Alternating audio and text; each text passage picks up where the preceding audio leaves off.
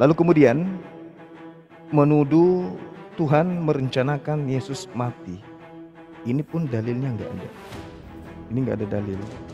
Nah sekarang gini, kalau Pak Pendeta membaca Ayub 42 nomor 1, nomor 2, di situ dikatakan rencana Tuhan. Sebenarnya rencana Tuhan itu adalah shalom. Yeremia 29 nomor 11. Bukan Kristen rencana Tuhan itu. Dan itu akan dibantah kalau Bapak Pendeta mengatakan bahwasanya Ayub 42 itu adalah satu penggenapan dari keinginan Tuhan, rancangan Tuhan, harusnya Yesus mati di atas tiang salib. Maka kemana arah daripada penjelasan saya tadi? Tuhan sudah memutuskan orang yang terkutuklah yang harus mati. Orang yang menerima suaplah yang harus mati. Amsal kemudian menjelaskan di dalam Amsal 21 nomor 18 dikatakan orang fasik menjadi tebusan bagi orang yang benar. Pengkhianat digunakan sebagai ganti orang yang jujur. Antara Yudas dan Yesus, siapa yang berkhianat? Kalau Bapak mengatakan rencana Tuhan harus terjadi, maka Amsal 21 nomor 18 harus terjadi. Pengkhianat yang harus mati di atas tiang salib. Bukan orang benar, bukan orang terkutuk, bukan orang benar, bukan orang jujur, tapi orang terkutuklah dan orang pengkhianatlah dan orang fasiklah yang kemudian yang harus mati di atas tiang salib. Jadi ini ada pencampur adukan antara ajaran Tuhan kepada Bani Israel dan ajaran gereja. Sementara murni bersih ajaran Yahudi, yang disalib itu adalah orang yang fasik, yang disalib itu adalah orang terkutuk, yang disalib itu adalah pengkhianat. Tidak ada di dalam ajaran Yahudi orang yang dibunuh, orang yang dihukum, orang yang disalib, orang yang dirajam adalah orang benar. Tak ada ajaran itu, tak ada. Mau sampai kapanpun tak akan ada. Tadi data-data saya sajikan bagaimana Dan, bagaimana ular, bagaimana Yerusalem, bagaimana Habil, semua kena kutukan karena mereka melakukan pengkhianatan, mereka melakukan penganiayaan terhadap orang yang benar. Jadi jangan dicampur adukkan. Saya lanjut. Di dalam kitabnya orang Yahudi, Pak, jelas sekali, ini kita belum masuk. Salah satu lagi ketetapan Tuhan, kalau Anda mengatakan bahwa saya rancangan Tuhan tidak bisa diganggu gugat, tidak bisa digugurkan kemudian.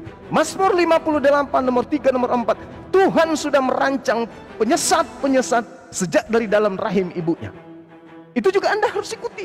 Anda juga harus mengimani itu, bahwa penyesat telah dipilih dari sejak dalam ibunya untuk menyesatkan banyak orang. Dan lagi-lagi Saulus mengaku di dalam Galatia 1 nomor 15, aku dipilih dari sejak dalam rahim ibuku. Dipilih sebagai apa? Dipilih sebagai rasul Tuhan? Tidak mungkin. Kenapa? Karena orang yang mati di atas tiang salib bukan menebus dosa, tapi membayar atas kefasikannya, membayar atas upah pengkhianatannya. Bukan balas dosa. Jadi kita harus pisahkan dulu. Kenapa orang Yahudi disalib oleh orang Yahudi? Kenapa orang Yahudi mau Yesus itu disalibkan? Kalau Kristen mau Yesus disalibkan karena Kristen mau dosanya ditebuskan. Nggak ada kena di situ. Nggak kena. Orang Yahudi mau menyalibkan Yesus dikarenakan mereka takut kemudian kalau bangsanya dirampas oleh orang Romawi. Orang Yahudi membuat kesaksian-kesaksian palsu, kan orang Yahudi takut kemudian Romawi merampas tempat suci mereka. Tak ada dosa di situ. Nanti dosa ketika ada orang Farisi, ada serigala menyamar domba yang menjual kejadian tragedi penyaliban itu, dijualnya ke Romawi dan Yunani menjadi satu konsep keselamatan. Dengan matinya Yesus di atas tiang salib, dia telah menebus dosa kita. Itu ilmu dari mana? Ilmu yang muncul dari Romawi dan Yunani berdasarkan hasil serigala yang nyamar domba. Itu satu poin. Kemudian poin yang kedua, betapa beratnya sudah 2000 tahun Kristen menggandeng dan mengakui dirinya sebagai bagian daripada Yahudi, tapi Yahudi tidak pernah bisa mengakuinya. Kenapa?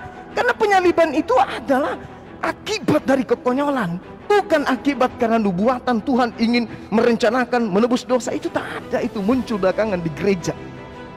Oke. Kemudian coba kita lihat Amsal 6 nomor 16. 6 perkara yang dibenci oleh Tuhan,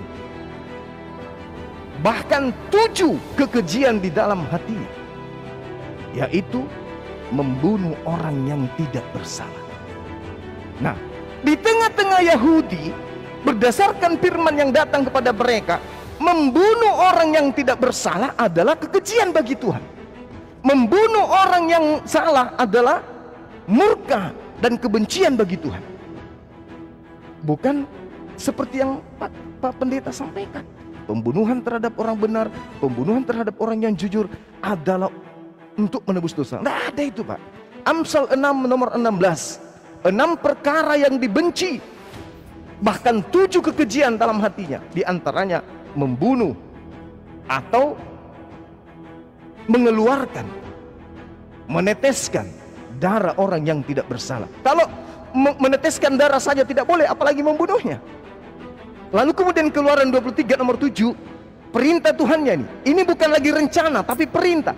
Jangan kau membunuh orang yang tidak bersalah, jangan kau membunuh orang yang tidak berdosa, sebab aku Tuhan tidak akan membenarkan orang yang bersalah.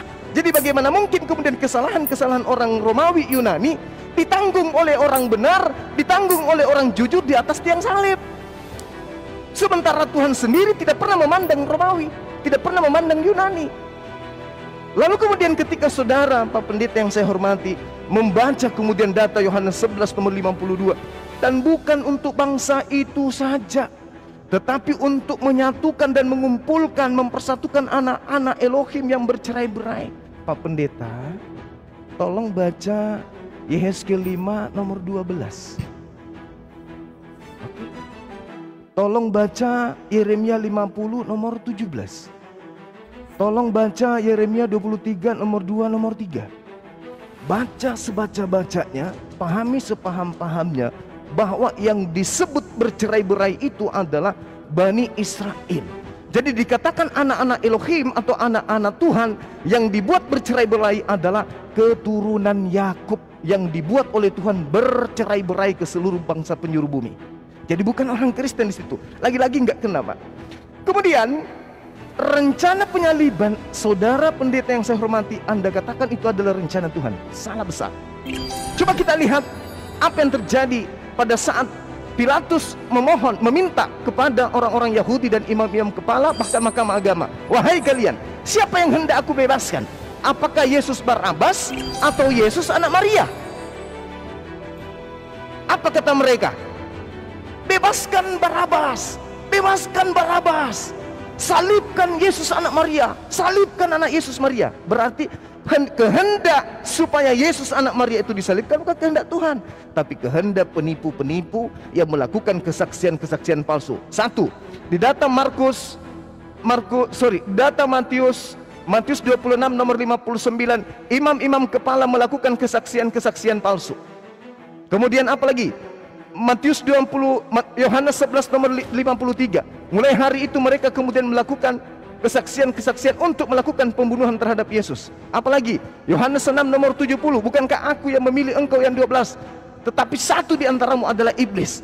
Jadi penyaliban terhadap Yesus itu, ya, itu adalah karya iblis, bukan karya Tuhan. Kalau kita lihat dari perspektif tentang dosa, tentang Kristen. Tetapi kalau kita lihat dari aspek Bani Tuhannya,